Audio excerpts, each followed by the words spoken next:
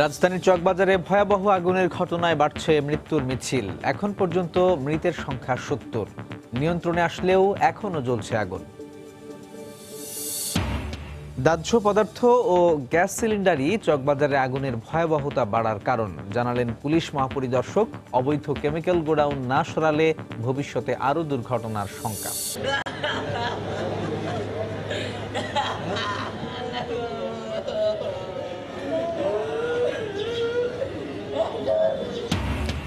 চকবাজারে আগুনের ঘটনায় হারানো স্বজনদের খোঁজে মানুষের আর্তনাদ। দগ্ধ ও আহত অনেকে ঢাকা মেডিকেলে ভর্তি।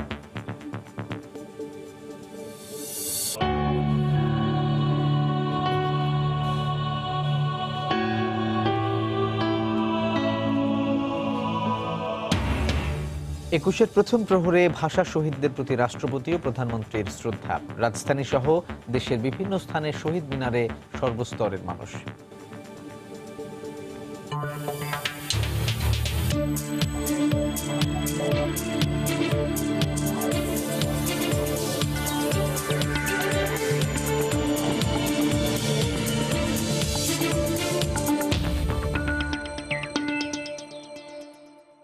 দেখছিলেন শিরোনাম। আমন্ত্রণ জানাচ্ছি দেশ ও দেশের বাইরের অর্থ বাণিজ্যের নানা খবর নিয়ে আমাদের নিয়মিত আয়োজন এই সময়ের বাণিজ্যে। আপনাদের সঙ্গে আছি সাজিদ রাজু।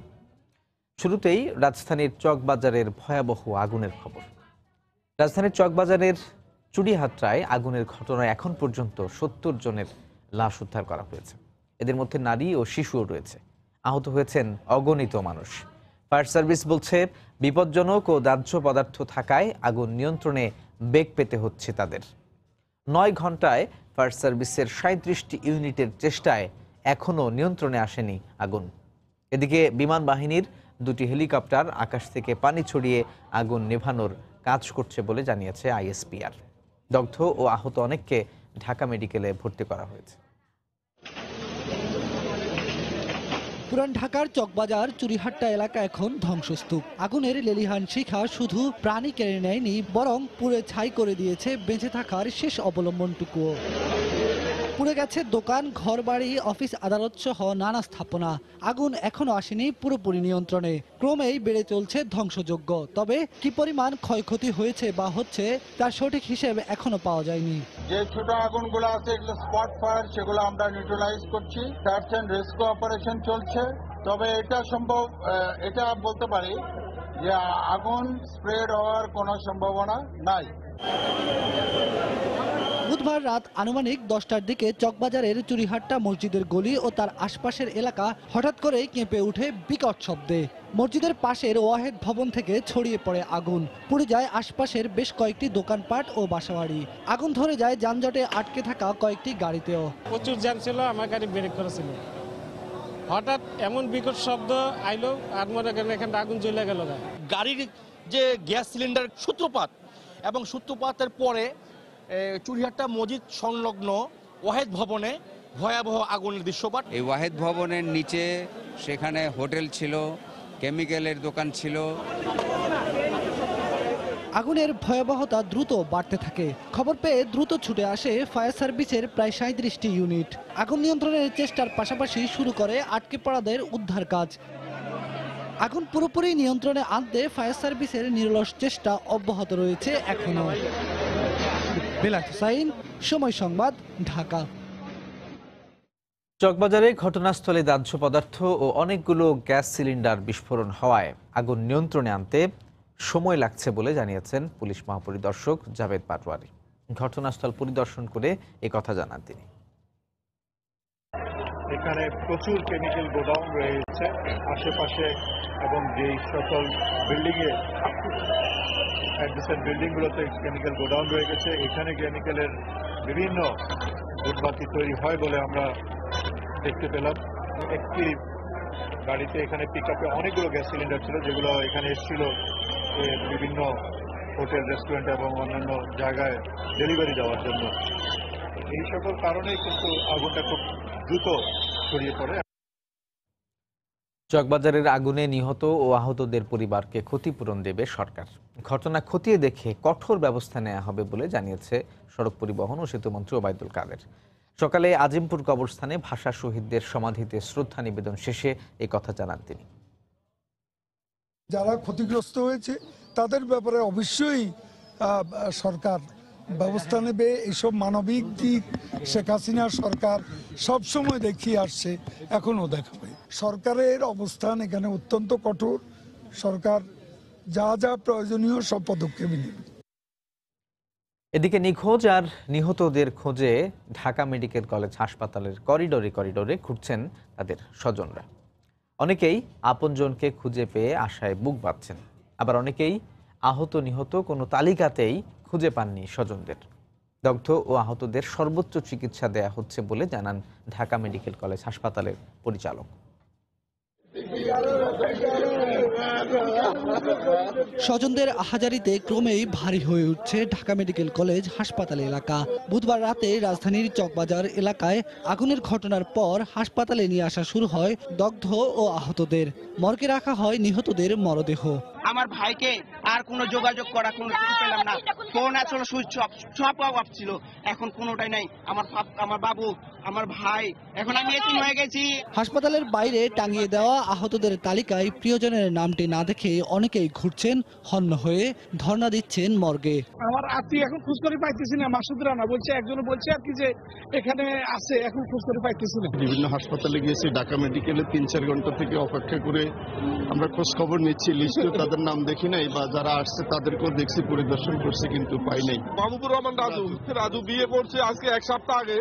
রাজুর বয়স 24 বছর আর রানার বয়স 35 প্রায়। একটা বাইক শেষ শুধু। একজন 3 তলা থেকে লাফ দিছে, তার পা ভেঙে গেছে, সে এখানে আছে। আমাদের আরো 10-15 জন লোক এখানে ব্যাচেলার স্টাফ থাকে, চকের দোকানদার, এদেরকে খুঁজে পাওয়া যাচ্ছে না। সর্বশেষ পাওয়া তথ্য অনুযায়ী বার্ন ইউনিটে চিকিৎসাধীন রয়েছেন 9 জন। একজনকে ভর্তি করানো হয়েছে আইসিইউতে। স্পেস হাই কেয়ার সেন্টারে আমরা তাদের বাকি ট্রিটমেন্টগুলো চলতে থাকবে যারা বার্নের আছে। এখন যদি নতুন আরো কোনো রোগী আসে, আমরা সেই জন্য আমাদের প্রস্তুতি রয়েছে। আমরা আশা করছি যে কোনো পরিস্থিতি মোকাবেলার সামর্থ্য আমাদের রয়েছে। ইমার্জেন্সিতে আসা বেশ কয়েকজন রোগী চিকিৎসা নিয়ে চলে গেছেন, আর কয়েকজন এখনো চিকিৎসা নিচ্ছেন। বেলায়েত হোসাইন, সময় সংবাদ, ঢাকা।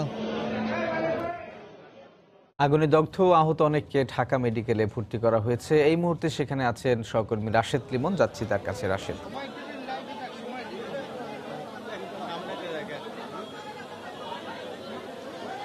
রাজু, আসলে স্বজনদের আহাজারি আর দীর্ঘ নিঃশ্বাসে কিন্তু এই যে ঢাকা মেডিকেলের মর্গ এলাকা কিন্তু ভারী হয়ে আছে। আমরা দেখছি সকাল থেকে, কালকে ঘটনার পর থেকেই যখন আসলে রাতের বেলা আস্তে আস্তে এই মরদেহগুলো নিয়ে আসা হচ্ছিল ঢাকা মেডিকেল কলেজে, তখন থেকেই কিন্তু স্বজনরা এখানে আসতে শুরু করেছে। বেলা বাড়ার সাথে সাথে এখন পর্যন্ত কিন্তু ফায়ার সার্ভিসের দেওয়া তথ্য অনুযায়ী ঢাকা মেডিকেলে 67টি মরদেহ এই মর্গে আনা হয়েছে, এবং এখানে আসলে 67টির মধ্যে ওই পাশে কিন্তু এরই মধ্যে শনাক্তকরণ যে প্রক্রিয়া, সেই প্রক্রিয়া কিন্তু শুরু হয়ে গেছে, এবং সেই প্রক্রিয়া আমরা 25 জনের মতো এখন পর্যন্ত যে তাদের স্বজনরা তাদের যে মৃতদেহ শনাক্ত করার কাজ, সেই কাজটি করেছেন। এবং আমরা যেটা দেখেছি আসলে শনাক্ত করার প্রক্রিয়াটা কিন্তু খুব আসলে আরো বেশি বেদনাদায়ক, কারণ মূলত যে বিষয়গুলো,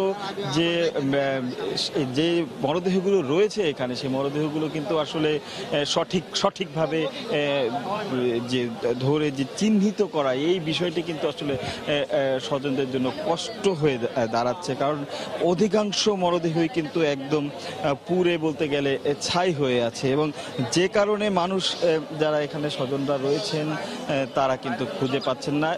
আমরা দেখছি 10-15টি সর্বোচ্চ 8-10টি মরদেহ রয়েছে, যেগুলো আসলে চেহারা বুঝে শনাক্ত করার মতন রয়েছেন। বাকি মরদেহগুলো কিন্তু আসলে যেমনটি আগের সংবাদে জানাচ্ছিলাম যে কারো পরনের কাপড় কিংবা ব্যবহার্য আংটি বা এই ধরনের আনুষঙ্গিক বিষয় দিয়ে তারা কিন্তু শনাক্ত করার চেষ্টা করছেন। এবং এর মধ্যে বেশ কয়েকটি আমি এমন ঘটনা পেয়েছি যে একই পরিবারের হয়তো ভাই কিংবা ভগ্নিপতি, এই ধরনের একই পরিবারের কিন্তু অনেকজন রয়েছে।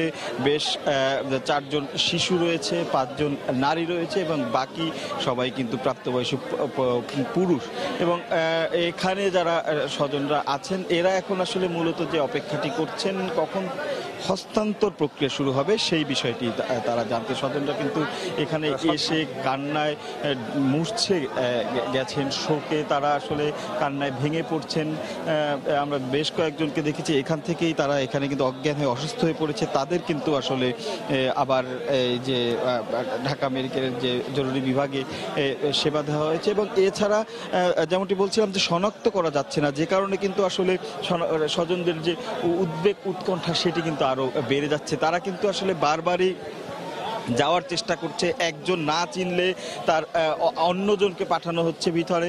এবং মর্গে কিন্তু রাজগুলো আসলে রাখাই হয়েছে যে যাতে স্বজনরা সহজে শনাক্ত করতে পারে, এজন্য দেহগুলো মেরে রাখা হয়েছে। কিন্তু আসলে যে পর্যায়ে গিয়েছে, যেমনটি বারবারই বলছি যে আসলে শনাক্ত করার পর্যায়ে নেই, এক বা একাধিকজন গিয়ে বিভিন্নভাবে তারা চেষ্টা করছেন। এবং যে কারণে আসলে এখনো যারা চিহ্নিত করতে পারেননি তারা কিন্তু আসলে তাদের সেই নিখোঁজ যে স্বজন, সেই স্বজনের জন্য কিন্তু আহাজারি করছেন। তারা একবার মর্গে যাচ্ছেন, মর্গের 3টি আলাদা আলাদা কক্ষে এই লাশগুলো রাখা হয়েছে। তারা কিন্তু আসলে যে মর্গের যে সেই কক্ষগুলোতে বারবার ছুটে যাচ্ছেন, কেউ কেউ আবারও যে এই বার্ন ইউনিটে যে আহতরা রয়েছেন তাদের মধ্যে স্বজনকে খুঁজে বেড়াচ্ছেন। কিন্তু আসলে সেখানে তো যেমনটি আমরা আগের রিপোর্টে দেখছিলাম 9 জনের মতো রয়েছে সেখানে, এবং সেই 9 জনের মধ্যে একজনের অবস্থা গুরুতর, তাকে আইসিইউতে স্থানান্তর করা হয়েছে। এবং বাকিদের মধ্যেও আসলে তারা স্বজনরা খুঁজে বেরিয়েছে। এই মুহূর্তে দেখতে পাচ্ছেন আমার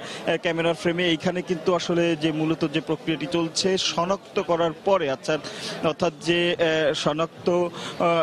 মরদেহ শনাক্ত করার পরে এখানে পুলিশ একটি বিশেষ সেল খুলেছে এবং সেই সেলে অনুযায়ী আসলে স্বজনরা এসে প্রত্যেকটি মরদেহের যে ব্যাগ রয়েছে, যে ব্যাগে ভর্তি করে মরদেহগুলো আনা হচ্ছে, সেই ব্যাগে আলাদা আলাদা নাম্বার রয়েছে এবং সেই নাম্বার অনুযায়ী তারা আসলে এখানে এসে তাদের সেই নাম্বার অনুযায়ী তার স্বজনের পরিচয় দিচ্ছেন এবং নিজের নাম পরিচয় দিয়ে তার সম্পর্ক কি সে বিষয়টি নিশ্চিত করে এখানে লিপিবদ্ধ করা হয়েছে। এবং এখানে এই প্রক্রিয়াটি সমাপ্ত হলে একটা পর্যায়ে গিয়ে তারা কিন্তু আসলে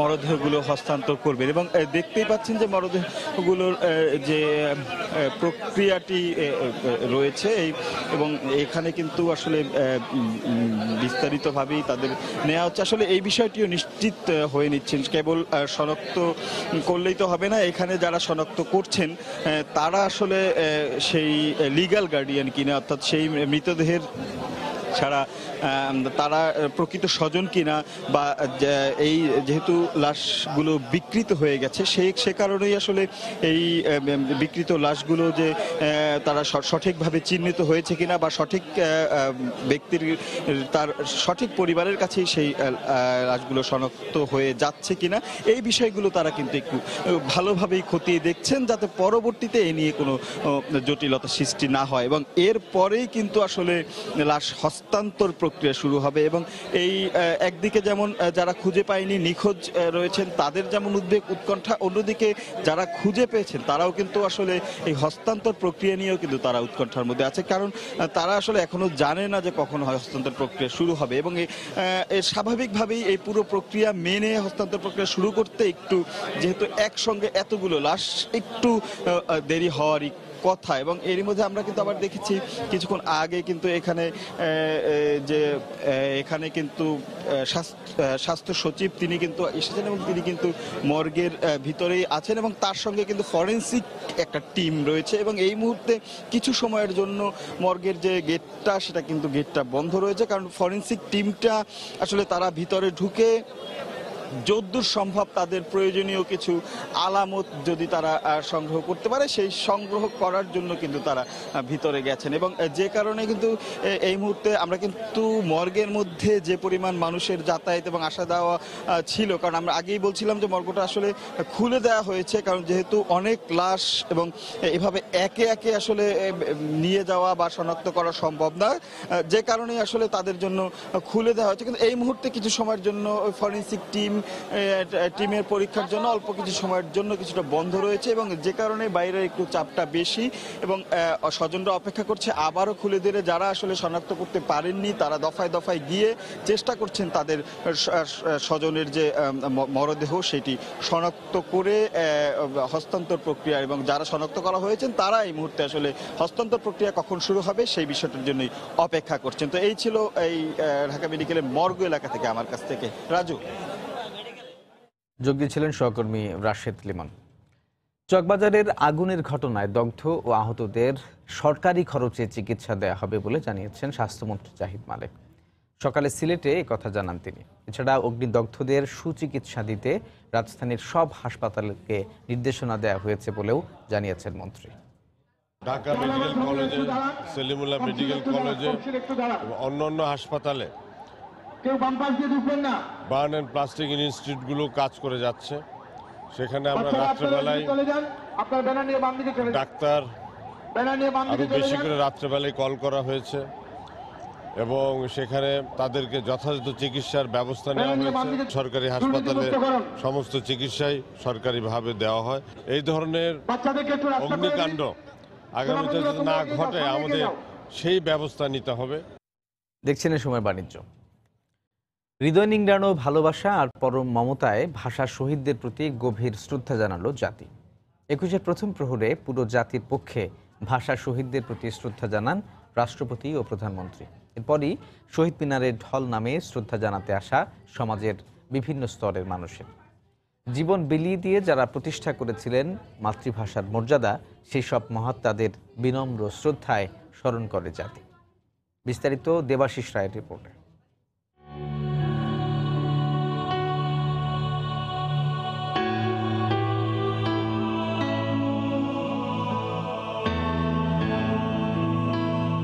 জাতির যে বীর সন্তানদের রক্তে শৃঙ্খল মুক্ত হয়েছিল দুঃখিনী বর্ণমালা আর মায়ের ভাষা বাংলা, বীর সেই সৈনিকদের অবদান ও সংগ্রামের দিনগুলোকে স্মরণ করল বাংলাদেশ।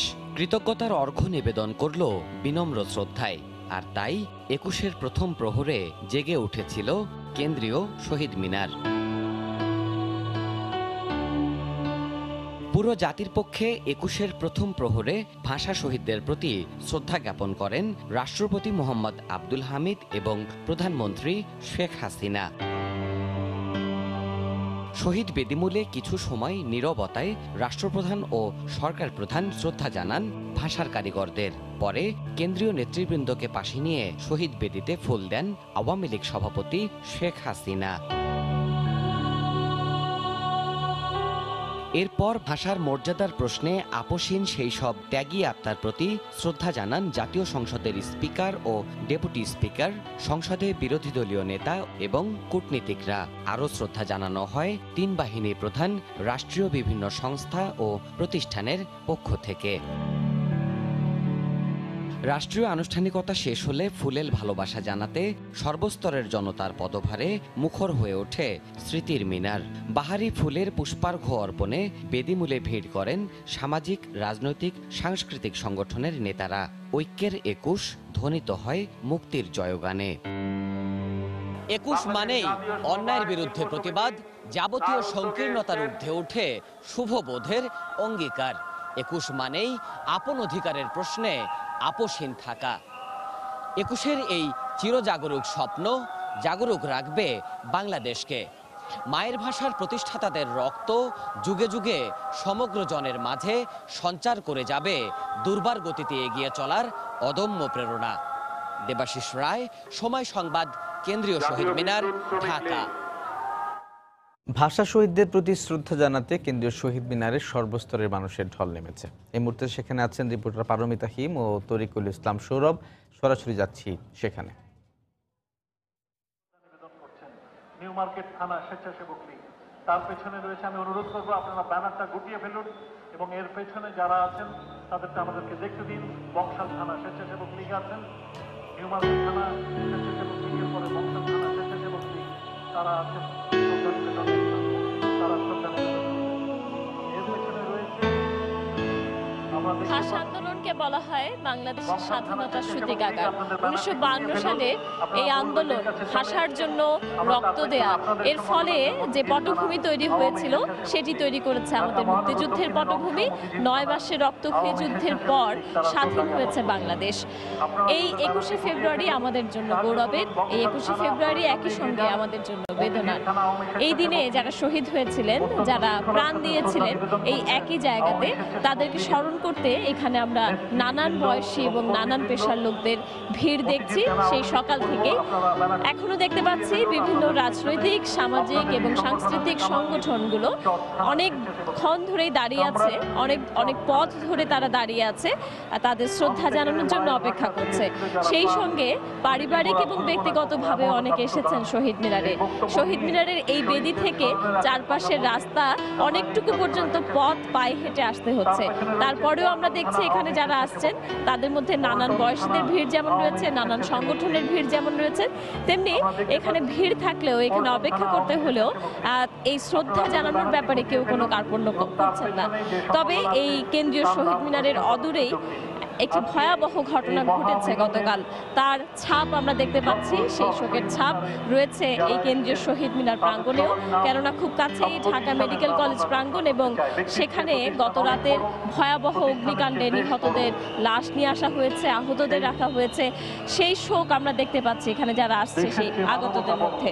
সৌরভ, 6 দশকের বেশি সময় পেরিয়েছে, বাংলা ভাষা এখনো কিন্তু সর্বস্তরে প্রতিষ্ঠিত হয়নি। সেই বেদনার কথাও কিন্তু এখানে যারা এসেছেন তারা বলছেন। আমরা এখানে দেখেছি শুধু বাংলাদেশি নয়, বাঙালি নয়, ভারত থেকে তো এসেছে, কলকাতা থেকে এসেছে, এছাড়া আমরা দেখেছি অন্যান্য অনেক দেশের থেকে কিন্তু এখানে এসেছে, তারাও কিন্তু শ্রদ্ধা নিবেদন করেছে। এর কারণটিও কিন্তু অজানা নয়। 1999 সালে এই বাংলা ভাষার এই দিনটিকে কেন্দ্র করে আন্তর্জাতিক রাষ্ট্রভাষা দিবস ঘোষণা করা হলো। তারপর থেকে এই দিনটি শুধু বাঙালির নয়, এটি কিন্তু এখন গোটা বিশ্বেরই। সবকিছু মিলিয়ে আজকে বেদনার সুর কিছুটা বেশি। সে কারণটাও আপনি জানেন যে চকবাজারে যে ঘটনাটি ঘটলো সেটি সবার হৃদয়ে নিশ্চয়ই বেদনার সুর বইয়ে দিয়েছে। কিন্তু তারপরও শ্রদ্ধা নিবেদনের কোনো পর্ব কিন্তু আমরা দেখছি যে ভালোভাবেই চলছে। প্রথম প্রহরে রাত 12টার পরে রাষ্ট্রপতি, প্রধানমন্ত্রী শ্রদ্ধা নিবেদনের পরে সর্বসাধারণের জন্য উন্মুক্ত করে দেওয়া হয়েছে। এখনো কিন্তু সবাই কিন্তু শ্রদ্ধা নিবেদন করছে। বিকেল 3টা পর্যন্ত শ্রদ্ধা নিবেদন করা যাবে। তো এই ছিল এখান থেকে আমাদের কাছে থাকা সর্বশেষ খবরাখবর। কেন্দ্রীয় শহীদ মিনার থেকে আমাদের সঙ্গে যোগ দিয়েছিলেন সহকর্মী পারমিতা হিম ও তরিকুল ইসলাম সৌরভ। আন্তর্জাতিক মাতৃভাষা দিবসে সকাল থেকেই খোলা রয়েছে অমর একুশে গ্রন্থমেলা। এই মুহূর্তে মেলা প্রাঙ্গণে আছেন রিপোর্টার মিজানুর রহমান কবির, যোগ দিচ্ছি তার সঙ্গে। কবির, অমর একুশে গ্রন্থমেলার আজকের এই দিনে এখন শিশু প্রহর চলছে। আপনারা জানেন যে ভাষা শহীদদের প্রতি শ্রদ্ধা জানিয়ে কেন্দ্রীয় শহীদ মিনার থেকে অনেকে এখানে চলে এসেছেন, অনেকে আবার ঠিক এই উদ্দেশ্যে এসেছেন। অনেকের সঙ্গে কথা হয়েছে আমাদের, তাদের ভাষা অনুযায়ী যে এই শিশু মেলা যেহেতু শিশু প্রহর আছে আজকে সকালবেলাটা, তাই তার পরিবারের সদস্যদের, ছোট সদস্যরা যারা রয়েছেন তাদেরকে নিয়ে শিশু প্রহরে অংশগ্রহণ করার জন্য এসেছেন। আমরা যদি দেখানোর চেষ্টা করি এখন যে বইয়ের স্টলগুলো আছে, প্রথমে সেগুলোর দৃশ্য আপনাদেরকে দেখাতে চাই দর্শক, যেখানে বেশ ভিড়, একদম উপচে পড়া ভিড় যাকে আমরা বলে থাকি, সেরকম ভিড়ই আছে প্রতিটি স্টলের সামনে। কমপক্ষে 20টি স্টল এখানে আছে, তবে উল্লেখযোগ্য সংখ্যক ভিড় বা বেশি পরিমাণে ভিড় লক্ষ্য করা যাচ্ছে সিসিমপুরের যে নিজস্ব একটি স্টল আছে সিসিমপুর নামে সেটিতে। আর অন্যান্য যে প্রকাশনীগুলো আছে তাদের স্টলে যারা ক্রেতা আছেন বা বইয়ের পাঠক আছেন তারা এখন এসে বইগুলোকে দেখছেন। তবে এখানে শিশুদের জন্য যে মূল আকর্ষণের জায়গা সিসিমপুর শিশু চত্বর, যেটা সিসিমপুরের যে চরিত্রগুলো, ইকরি, হালুম সহ অন্যান্য যে চরিত্র আছে তাদেরকে দেখার জন্যই অনেকে উদ্দেশ্য করে এসেছিলেন। কিন্তু এই সকালবেলাতে সেই সিসিমপুরের যে কার্টুন চরিত্র, সেই চরিত্রগুলোকে এখন এখানে আনা হয়নি। তো এখন যারা দর্শক আছেন তারা মূলত বই কেনাকাটা এবং বই দেখা এতে সময় পার করছেন। আমরা আপনাদেরকে কিছুক্ষণের মধ্যে দেখানোর চেষ্টা করছি যে সিসিমপুরের শিশু চত্বরে শিশুরা কেবল আনন্দ করা, অর্থাৎ একটু উন্মুক্ত জায়গা পেয়ে তাদের যে আনন্দ এবং উৎসবে মেতে ওঠা, তারই বহিঃপ্রকাশ আপনারা দেখতে পাচ্ছেন এখানে, যে তারা কেবল এখন নেচে আনন্দ প্রকাশ করছে। সিসিমপুরের অন্যান্য চরিত্রগুলোকে দেখার জন্যই তাদের আগমন। একটু আগে কথা হয়েছিল বেশ কয়েকজনের সঙ্গে। তাদেরকে দেখতে না পেয়ে হতাশ হয়েছে, তবে অনেকে ক্যামেরা বন্দি করেছে সেই দৃশ্যগুলো, যে শিশুপুরের চরিত্রগুলোকে খুব কাছ থেকে দেখার আগ্রহ নিয়ে এসে শুধুমাত্র কার্টুন চরিত্রগুলোকে ক্যামেরা বন্দি করে নিয়ে গেছেন অনেকে। আর শিশুর তার সন্তানকে সব বাবা মায়েরা এসেছেন এবং তার এই মঞ্চে মূলত তার সন্তানকে উঠিয়েছেন যে একটু আনন্দ করার জন্য, একটু নেচে গিয়ে আনন্দ করার জন্য। বেশ উল্লেখযোগ্য ভিড় আমরা দেখতে পাচ্ছি আশপাশের স্টলগুলোতেও। আর শুধু আজকে যে শিশু চত্বরটিতে ভিড় তা কিন্তু নয়, যেহেতু অমর একুশের যে শ্রদ্ধা নিবেদনের পর্ব এখনো চলছে, সেখান থেকে অনেকে একটু সময় নিয়ে বইমেলাটাও ঘুরে দেখতে এখানে এসেছেন। আপনারা এখন দেখছেন যে শিশু চত্বরেই আমরা রয়েছি, শিশু চত্বরের যে কার্যক্রমগুলো। আর বড়দের স্টলগুলোতেও বেশ ভিড় বিভিন্ন সময়ে যে লক্ষ্য করেছি, সকাল থেকে বেলা যতটা গড়াচ্ছে সেই ভিড়ের পরিমাণটা কিন্তু এখন বেশ বেড়ে যাচ্ছে। আমরা আপনাদেরকে সময়ের অভাবে সেখানে নিয়ে যেতে পারলাম না, তবে জানিয়ে রাখি এটুকু যে আজকে গোটা যে বই মেলা সেটি বেশ জমজমাট আয়োজনে ধারণ করেছে বলা যায়, বা জমজমাট আয়োজনে রূপ নিয়েছে এখন পর্যন্ত। এই ছিল আমার কাছে অমর একুশে গ্রন্থমেলা থেকে আপাতত সর্বশেষ খবর। রাজু, বইমেলা থেকে সেখানকার খবর জানাচ্ছিলেন সহকর্মী মিজানুর রহমান। খুব দেখছেন এই সময়ের বাণিজ্য। অর্থনৈতিক অগ্রগতির পাশাপাশি মানবাধিকার নিশ্চিতে সরকার অগ্রাধিকার দিচ্ছে বলে মন্তব্য করেছেন পরিকল্পনা মন্ত্রী এম এ মান্নান। গতকাল রাজধানীর একটি হোটেলে বাণিজ্য ও মানবাধিকারে জাতিসংঘের মুখ্য নির্দেশনা বিষয়ে সেমিনারে তিনি এই বক্তব্য দেন। মন্ত্রী আরও বলেন, আইনের মধ্যে থেকে সবার সুযোগ সুবিধা নিশ্চিতে কাজ করা হচ্ছে।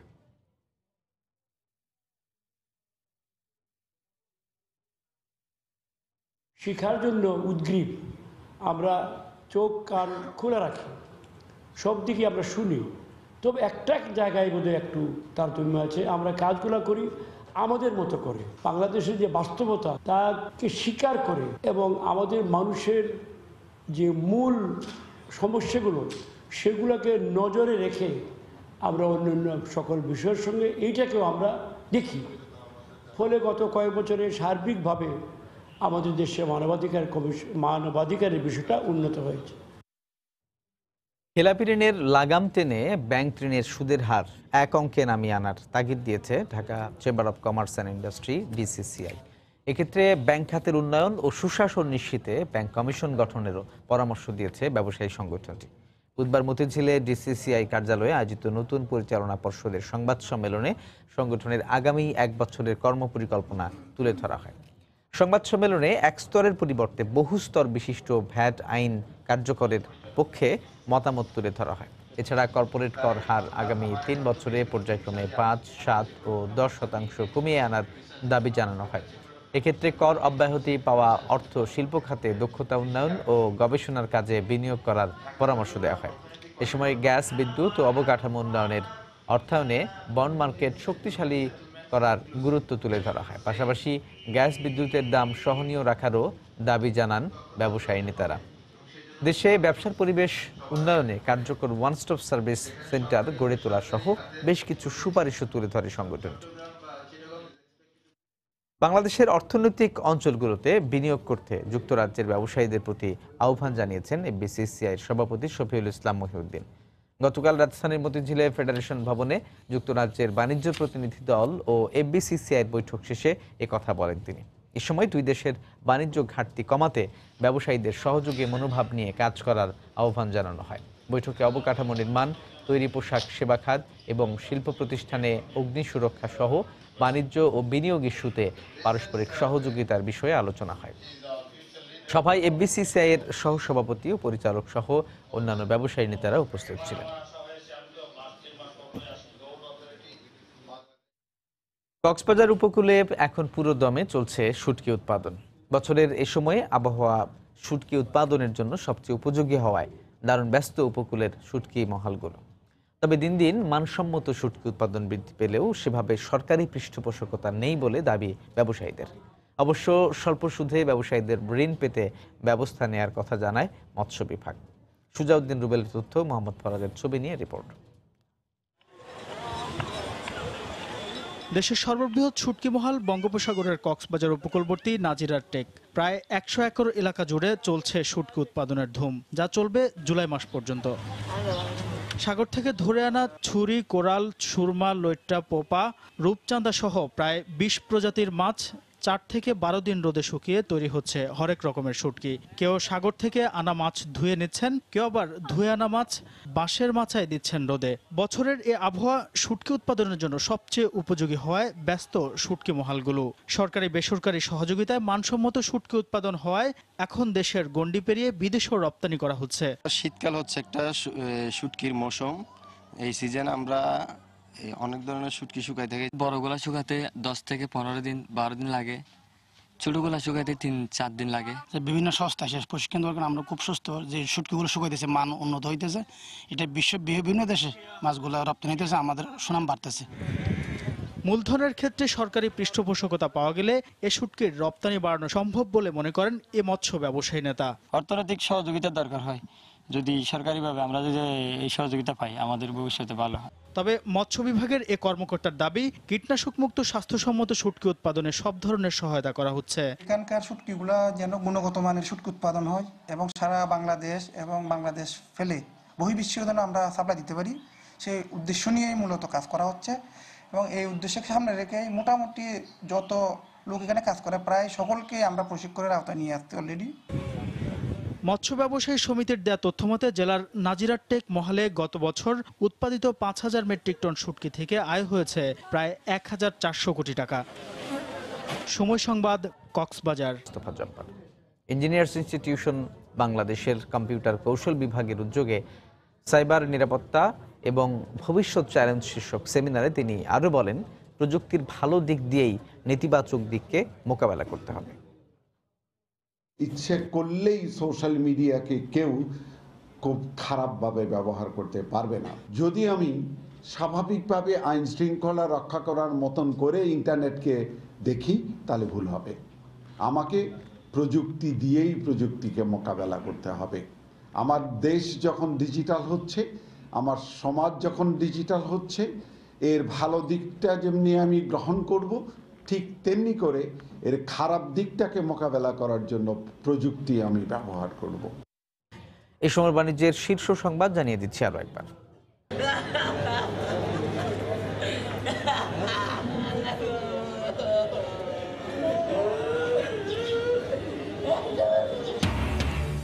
চকবাজারে আগুনের ঘটনায় হারানো স্বজনের খোঁজে মানুষের আর্তনাদ, মৃত্যুর মিছিলে লাশের সংখ্যা ৭০।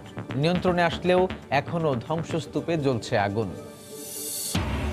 দাহ্য পদার্থ ও গ্যাস সিলিন্ডারই চকবাজারে আগুনের ভয়াবহতা বাড়ার কারণ জানালেন পুলিশ মহাপরিদর্শক। অবৈধ কেমিক্যাল গোডাউন না সরালে ভবিষ্যতে আরও দুর্ঘটনার আশঙ্কা।